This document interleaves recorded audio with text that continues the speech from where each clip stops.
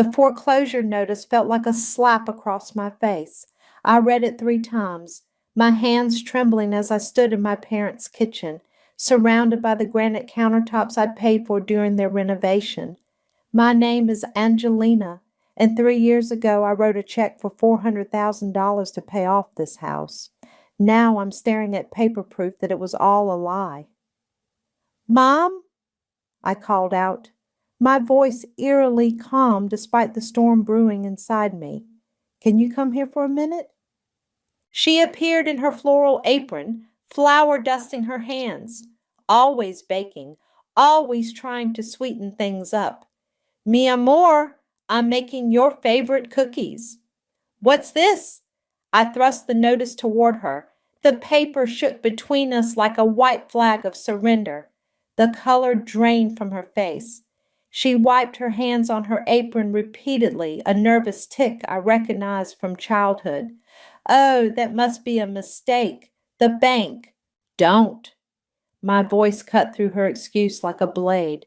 "This notice has my signature on it, except I never signed anything." The kitchen fell silent except for the gentle hum of the refrigerator, another appliance I'd bought them when the old one died last summer. Every corner of this house held memories of my financial sacrifices. "Your brother needed help," she whispered, eyes downcast.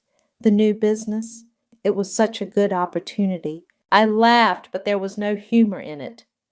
"So, you forged my signature for a reverse mortgage to fund another one of Lionel's schemes?" "Mija, you don't understand. He had investors waiting." "Where's Dad?" I interrupted, already moving toward his study. He was there, as always, pretending to be absorbed in his newspaper. "Did you know about this?"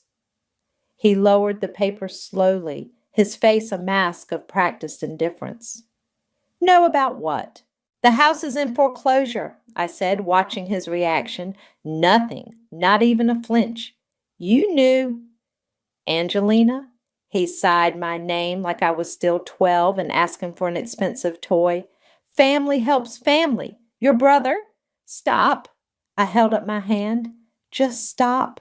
I worked 60-hour weeks for 5 years to pay off this house. I skipped vacations. I lived in a studio apartment. I ate ramen while you and Mom posted photos of your cruise to Alaska." "We invited you on that cruise," Mom interjected from the doorway. "With whose money?" I spun to face her. "The money you saved because I paid off your mortgage?" Dad stood up, his chair scraping against the hardwood floors. "You're being dramatic. This is what family does. We support each other." "Support?" I could taste bile rising in my throat. Where was the support when I needed braces? When I worked 3 jobs to put myself through college? When Lionel dropped out of 2 universities you paid for? "Your brother has vision," Dad defended. He needs consequences." The words exploded out of me. For once in his life, he needs to face reality instead of having you two clean up his messes. Mom started crying then, right on cue. The same tears that had manipulated me countless times before. "How can you be so cruel? We raised you. We gave you everything." "You gave everything to Lionel," I corrected her. "I earned everything I have." "And now you won't help us?"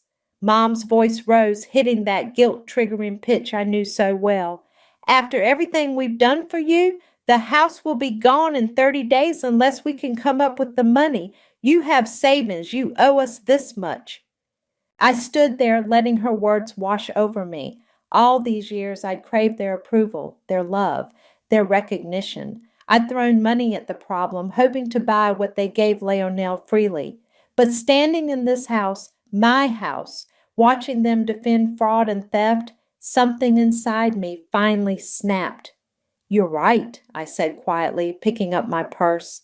"I do owe you." Mom's face lit up with hope. "So you'll help?"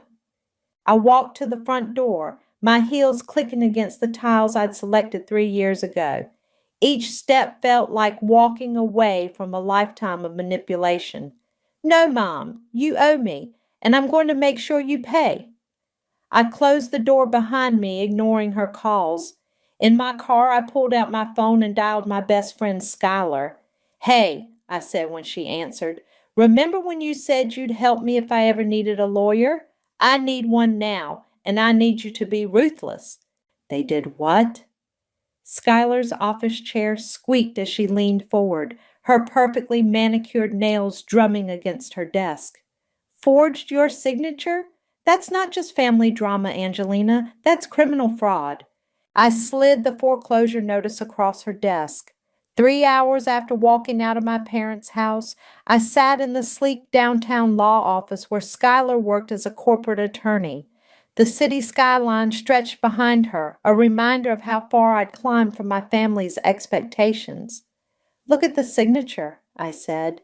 "They didn't even try to make it look authentic." Schuyler examined the document, her frown deepening. "And this was all for your brother's latest venture? What was it this time?" "A crypto bar." I couldn't keep the bitterness from my voice, whatever that means. "Probably another money pit like his NFT gallery or that virtual reality arcade." "Both of which you warned them about," Schuyler reminded me, reaching for her laptop. "Give me a minute to look something up." My phone buzzed. Mom again, the 7th call in 2 hours. I declined it and watched another voicemail notification pop up. "Here's something interesting," Schuyler said, turning her screen toward me.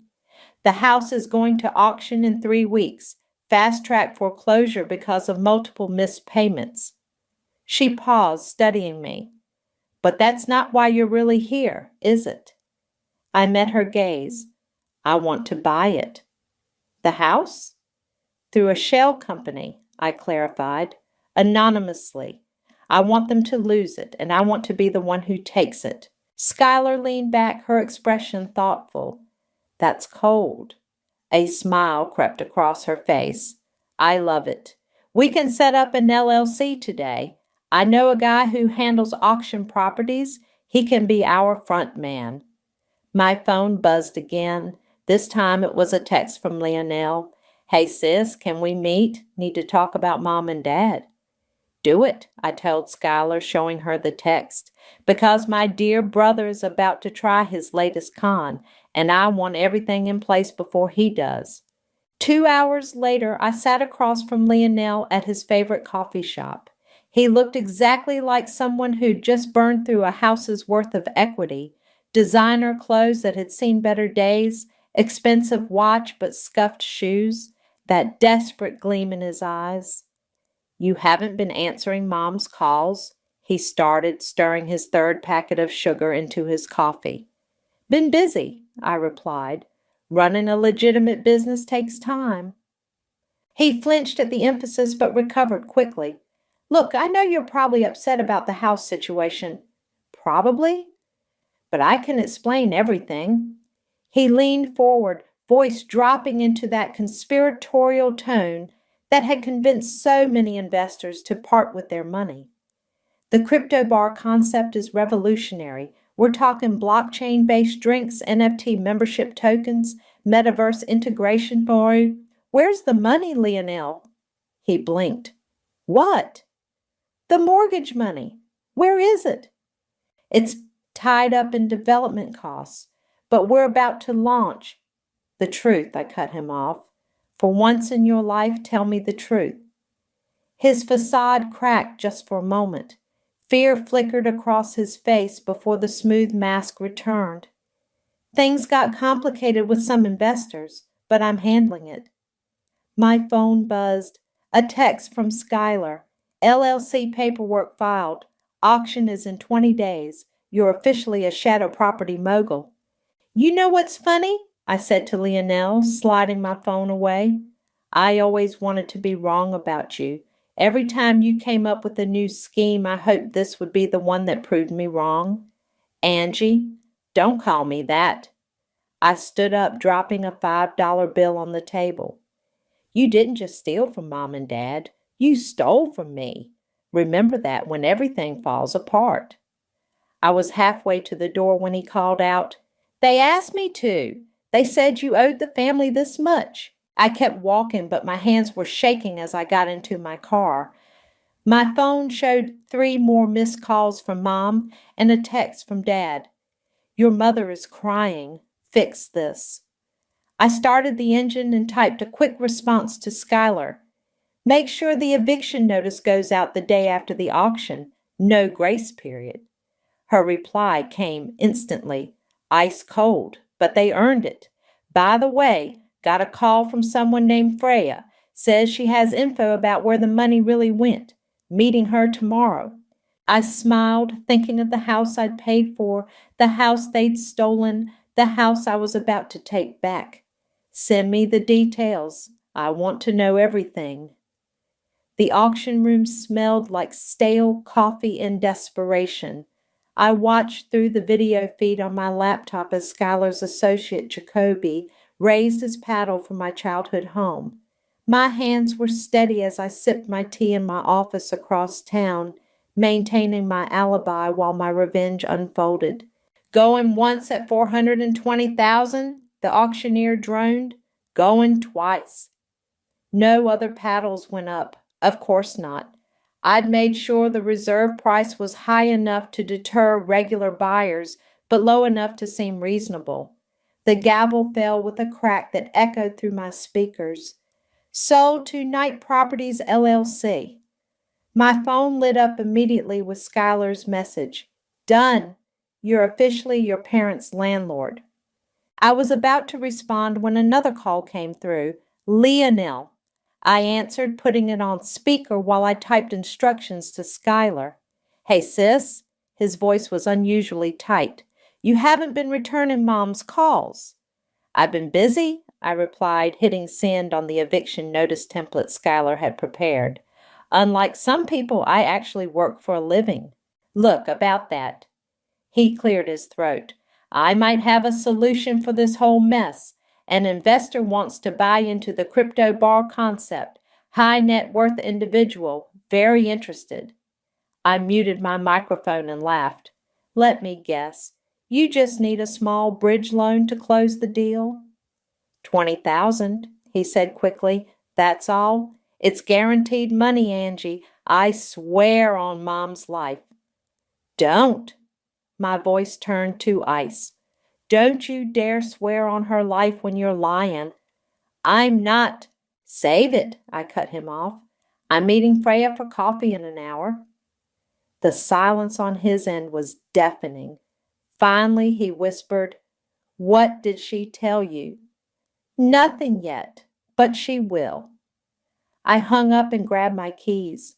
The coffee shop where I was meeting Freya was downtown, near the business district. She was already there when I arrived, her designer handbag a sharp contrast to her nervous demeanor. Thanks for meeting me, she said as I sat down. I've been trying to work up the courage to contact you for weeks. Why now? She pulled out her phone, tapping through screens. Because your brother's gotten himself into something dangerous. The crypto bar, it's not real. None of it is real. I figured that much. No, she shook her head. You don't understand. He took money from some very serious people, used your parents' house as collateral for private loans, multiple loans from multiple people who don't exactly report to the BBB. She turned her phone toward me. Screenshots of text messages, bank transfers, and what looked like threats filled the screen. How do you know all this? I asked. Because I was supposed to be his partner, she admitted. But when I saw what he was really doing, I backed out. The problem is, she glanced around nervously. Some of these people think I'm still involved. My phone buzzed. A text from Skylar. Eviction notice delivered. Your parents just called the bank in panic mode. Why are you telling me this? I asked Freya. Because someone needs to stop him before he gets your parents killed. She stood up, grabbing her bag. Check your email. I sent you everything I have. Bank statements, loan documents, all of it. Just be careful who you show it to. After she left, I opened my email. The attachment showed exactly what she described, a web of loans, each one backed by the equity in my parents' house, my house, the house that was now legally mine again. My phone rang. Mom. Angelina, she was crying. Someone bought the house. We got an eviction notice. You have to help us. I can't, I said, scanning through Freya's documents. I warned you about Lionel. He's your brother. And I'm your daughter, I shot back. The one you stole from, the one whose signature you forged. We're going to be homeless, she sobbed. Is that what you want? Your own parents on the street? I thought about the guest house behind my home, the one I'd never told them about, the perfect place to watch karma unfold. You can stay with me, I said, my voice carefully measured, temporarily, while you figure things out. Really? Hope crept into her voice. Oh, mi amor, I knew you'd help. Don't thank me yet, I interrupted. We'll discuss terms when you get here. And Mom, don't bring Lionel. He's not welcome in my home. I hung up and texted Skylar. They took the bait, moving to phase 2. Her response was immediate. You're either brilliant or terrifying, maybe both. Want me to draft the rental agreement? Yes, I replied. Make it ironclad. They're about to learn what it means to live under someone else's rules. My parents looked small standing in my foyer, their suitcases packed with whatever dignity they had left. Mom clutched her favorite Virgin Mary statue to her chest while Dad pretended to study my modern art collection, avoiding eye contact. The guest house is through here, I said, leading them through my kitchen to the back door. It's fully furnished. This is very nice of you, Mija, Mom ventured, her voice hopeful. Maybe we could all have dinner together tonight. I could cook. I have meetings. I unlocked the guest house door. Besides, we need to review the rental agreement first. Dad's head snapped up. Rental agreement? We're your parents. Exactly why we need one. I pulled the document from my bag. Skylar drew it up. Month-to-month lease, utilities included, market rate. You're charging us rent? Mom's voice cracked. After everything you've done? I finished for her. Yes, exactly because of that. Before they could argue, my phone rang. Unknown number. Hello? Is this Angelina? A gruff male voice. I'm looking for Lionel. Your parents' address is empty. My spine stiffened. Who is this? Someone your brother owes money to. A lot of money. A pause. Tell him Marcus called. He'll know who I am. The line went dead. I looked at my parents, who were pretending not to have heard the conversation. Who's Marcus? Mom busied herself arranging her statue on a shelf. Dad suddenly found his shoes fascinating. Fine. I dropped the rental agreement on the counter. Sign it by tonight or find somewhere else to stay. And when Marcus shows up here looking for Lionel, I'm calling the police. I was halfway to my house when Mom called out. He just needed a chance. Why couldn't you give him that chance? I turned slowly. A chance? Like the chances you gave him when you paid for 3 colleges he dropped out of? Or the chance with my house? How many chances should he get, Mom? You don't understand. No, you don't understand. My voice echoed across the backyard. Every time you clean up his messes, you make them bigger, and now you've dragged dangerous people into it. Dad stepped forward. We'll handle Marcus. You don't need to worry about. Handle him how? I pulled out my phone, showing them Freya's documents. With what money? Because according to these, Lionel took out loans from at least 3 different private lenders, all using my forged signature and your house as collateral. They stared at the screen, faces paling. That's not possible, Mom whispered. I have the proof. Bank transfers, loan documents, everything. I tucked my phone away. Sign the lease. Stay here where it's safe. But understand this. I'm done fixing his problems. Later that evening, my doorbell rang. Through the security camera, I saw Lionel looking more disheveled than ever. Go away, I said through the intercom. Please, Angie, Marcus is looking for me. I just need money, I laughed. No, not money. A place to hide, just for a few days. Like Mom and Dad are hiding in my guest house? I watched him flinch. How many people are looking for you, Lionel? He ran his hands through his hair. I can explain everything. Save it for Marcus. I turned off the intercom and watched him pound on my door for another minute before giving up. My phone buzzed with a text from Freya. Marcus showed up at my apartment. I told him everything. Police are involved now? Good. Let the dominoes fall. Another text came through, this time from Skylar. Your parents signed the lease. Want me to start the next phase? I walked to my kitchen window, looking out at the guest house. Mom was at the window, probably hoping I'd change my mind about dinner. Dad sat in the garden chair, staring into space. They looked old, defeated. Part of me ached to comfort them, to be the good daughter they never appreciated. But then I remembered the foreclosure notice, the forged signature, years of watching them enable Lionel while I worked myself to exhaustion, trying to earn their love.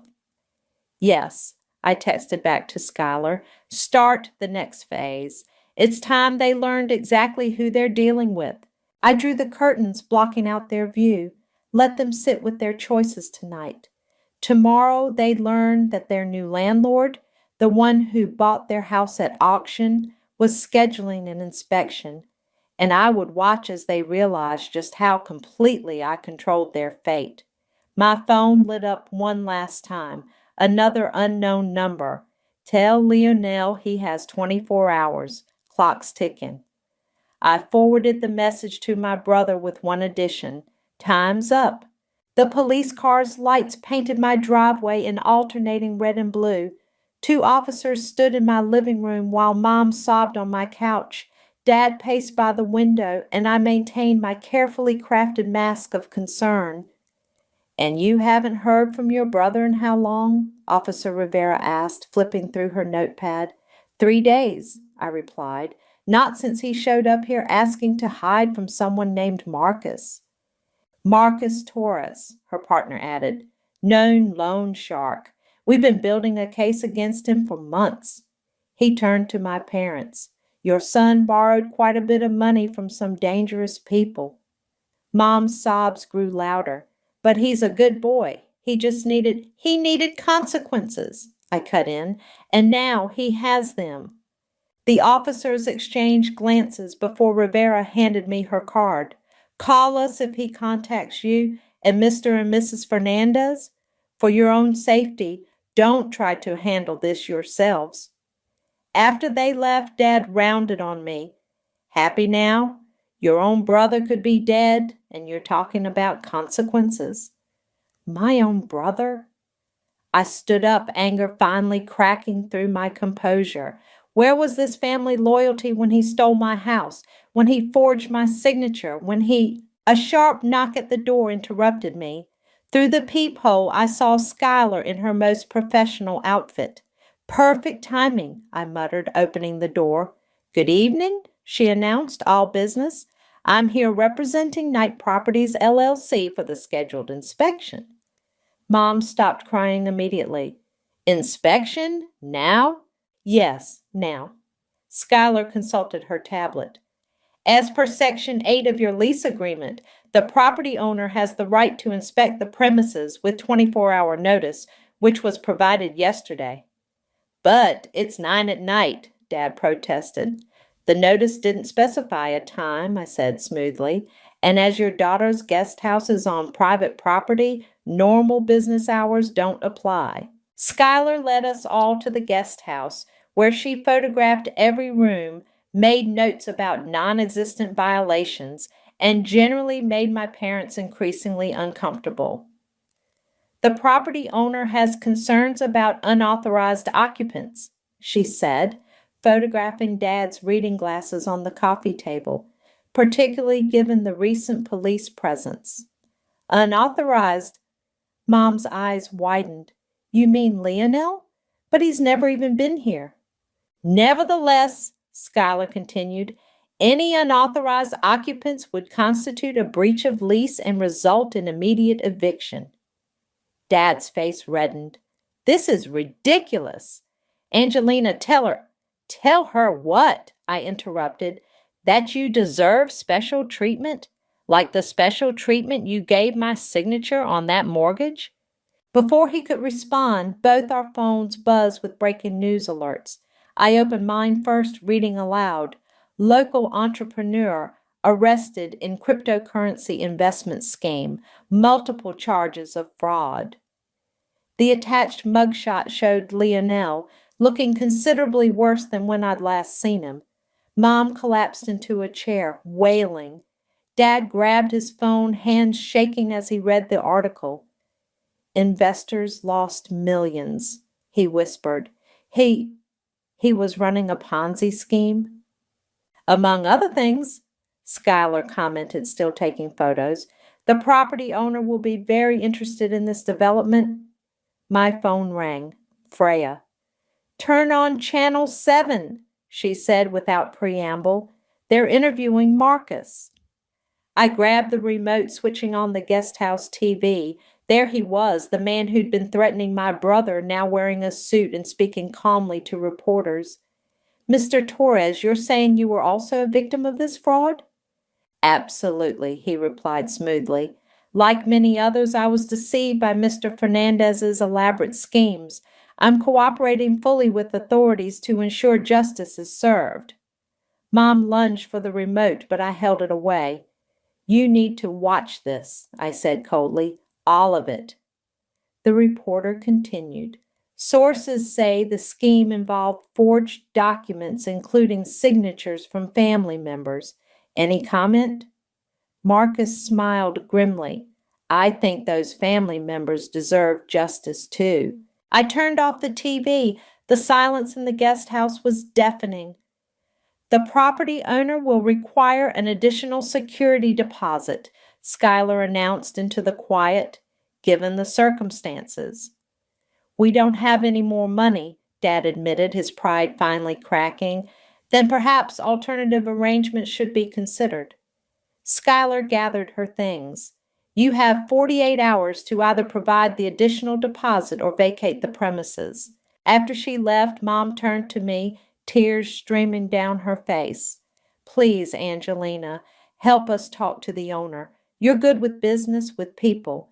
Maybe you could. No. I headed for the door. I'm done fixing your problems. You have 48 hours to figure out your next move. Choose wisely. I left them there, surrounded by the wreckage of their choices, and walked back to my house.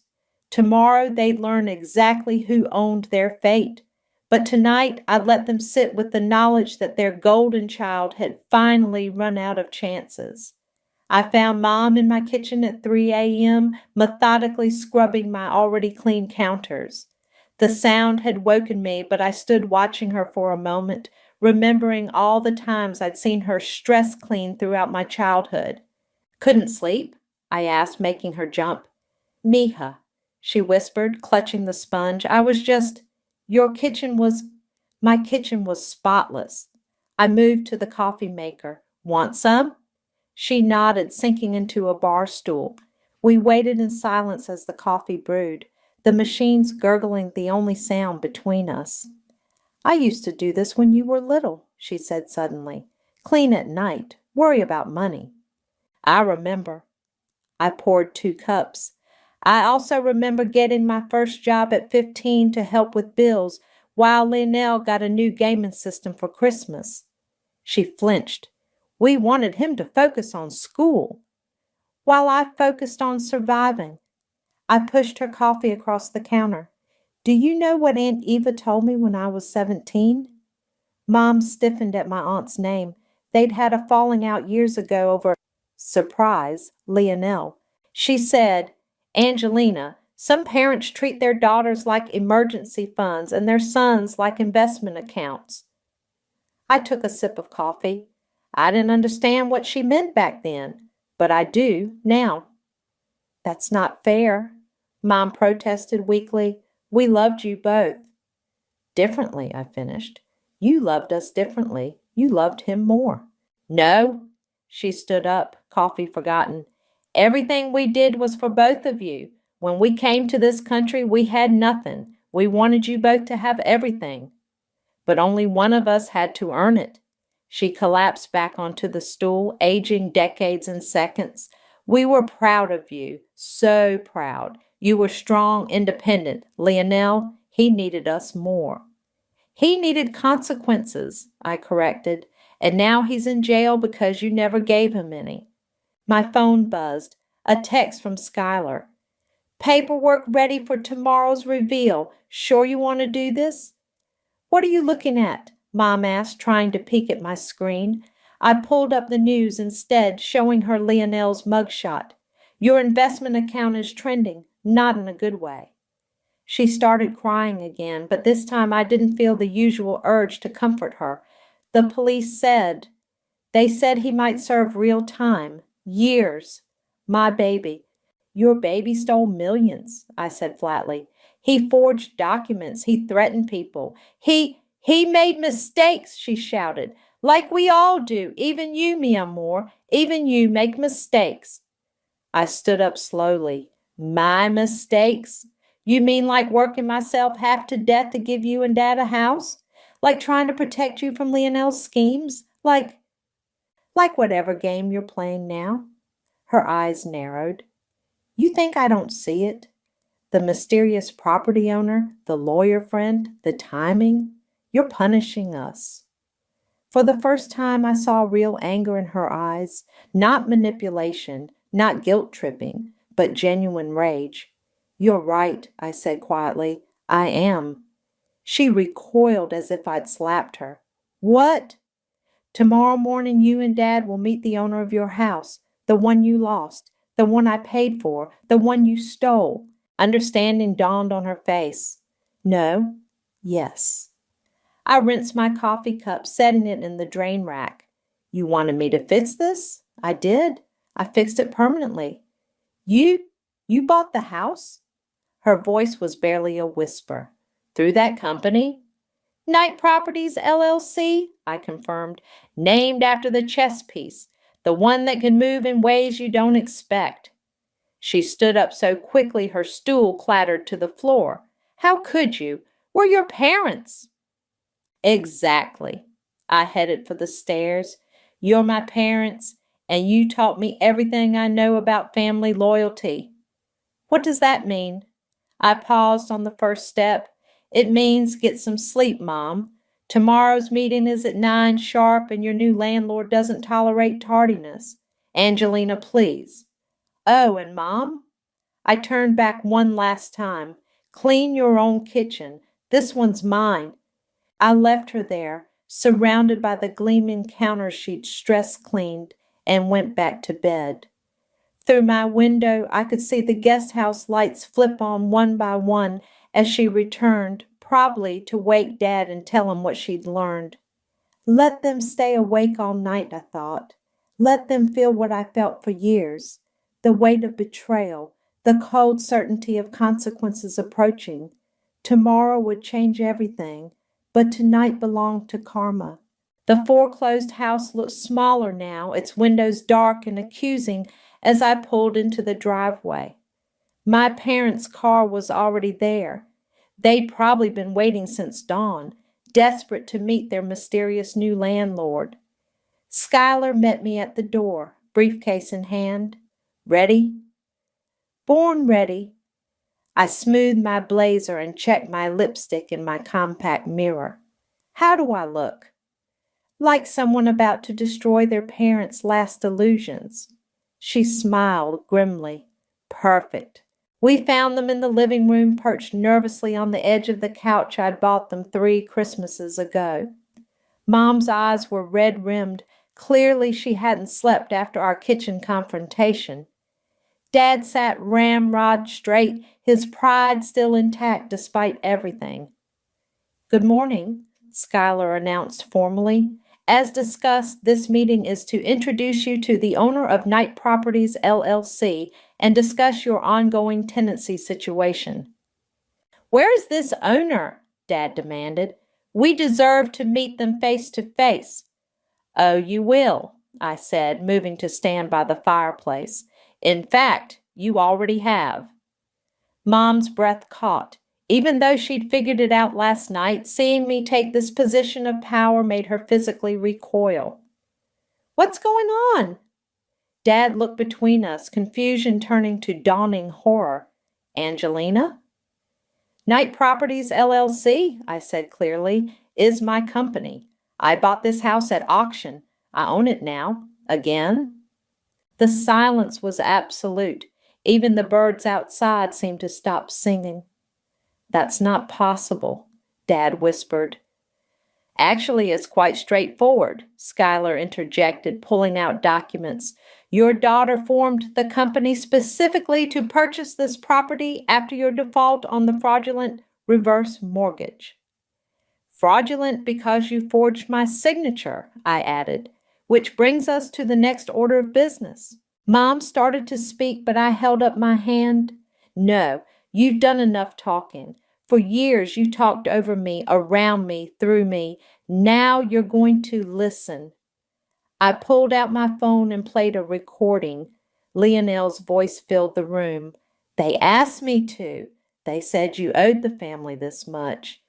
Dad's face went ashen. Mom burst into fresh tears. I have everything, I continued, my voice steady. The forged documents, the bank transfers, texts between you and Leonel, planning how to get more money from me. Everything. We're your parents, Dad tried, but his voice cracked. Yes, you are, which is why I haven't gone to the police about the forgery. I met his eyes. Yet. Schuyler opened her briefcase again. We have two options here. Option 1. You sign these papers, agreeing to never contact Angelina again. You move out of her guest house, find your own place, and live with the consequences of your choices. And option 2? Dad asked. I press charges, I said simply. For fraud, forgery, conspiracy, all of it. You can join Leonel in jail. You wouldn't, Mom gasped. Your own parents. Try me. I placed both documents on the coffee table. Choose. Dad reached for the papers with trembling hands. We don't have anywhere to go. That sounds like a you problem, I replied, using the same words he'd said to me when I needed help with college tuition. You have 1 hour to decide. I turned to leave, but Mom's voice stopped me. You really are just like us. I looked back. What? Cold, calculating, willing to hurt family for money. She laughed bitterly. We created this. We made you this way.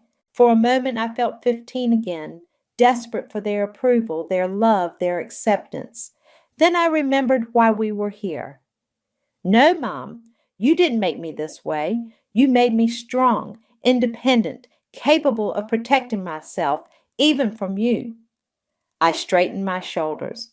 I learned to be cold because you were never warm unless I was useful. Mija. 1 hour, I cut her off.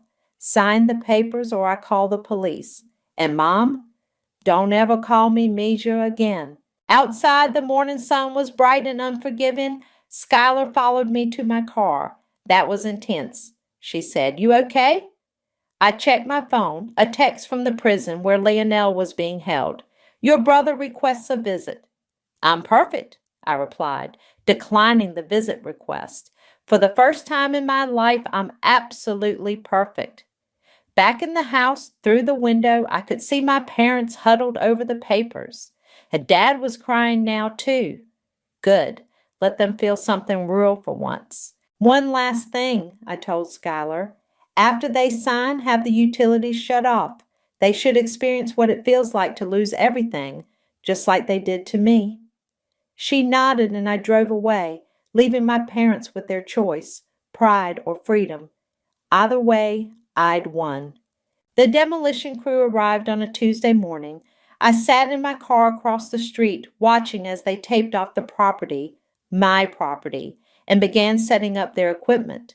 The house where I'd grown up, the one I'd paid for twice, would be gone by sunset. My phone buzzed. Aunt Ava. I saw the news about Lionel, she said when I answered. 7 years. That's a long time to think about his choices. Not long enough, I replied, watching a worker measure the front wall. Did you know Mom and Dad moved to Florida? To live with your cousin Rosa, I heard. Ava's voice softened. They signed your papers? Didn't have much choice.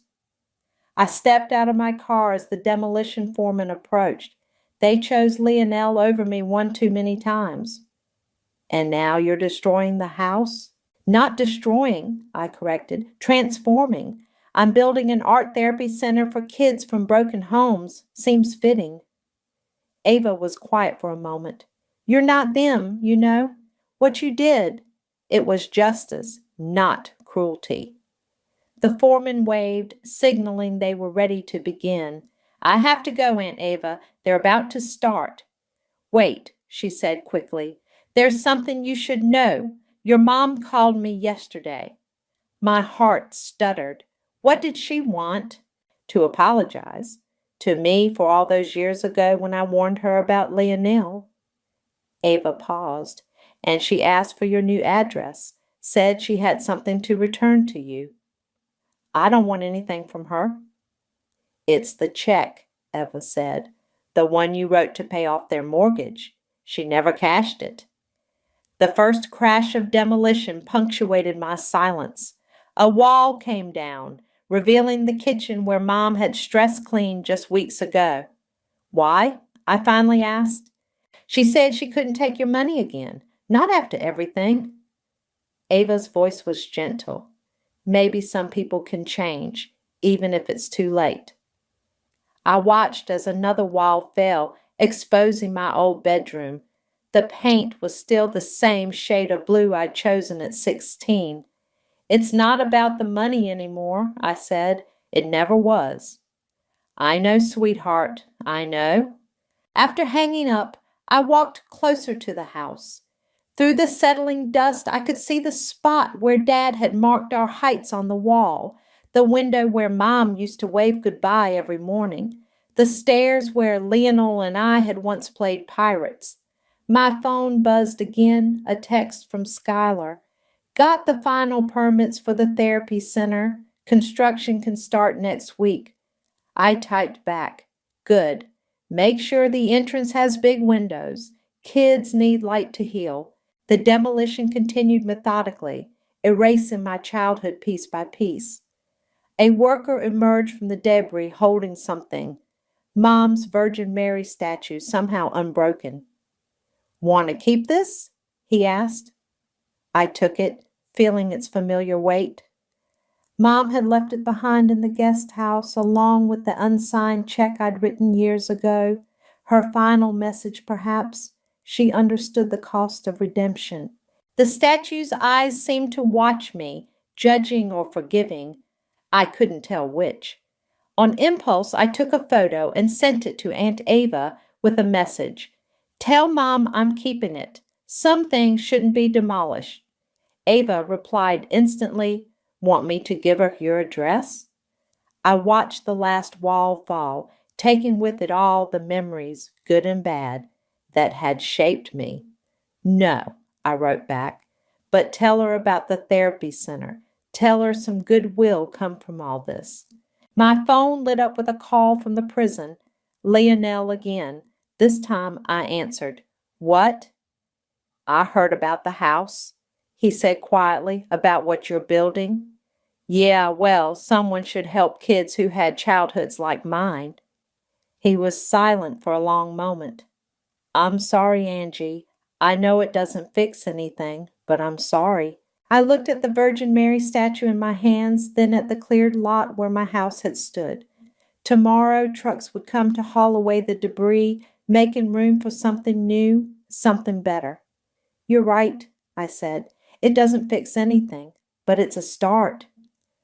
I hung up and placed the statue in my car. The demolition crew was packing up, their work complete. Where my childhood home had stood, there was now only empty space, room for new foundations, new walls, new beginnings. I hadn't burned the house down. I cleared the way for something stronger to grow in its place. Maybe that was the best revenge of all. Not destruction, but reconstruction. Not pain, but purpose. The sun was setting as I drove away, casting long shadows across the empty lot. In my rearview mirror, the Virgin Mary watched over it all, her expression neither judging nor forgiving, but simply witnessing the end of one story and the beginning of another.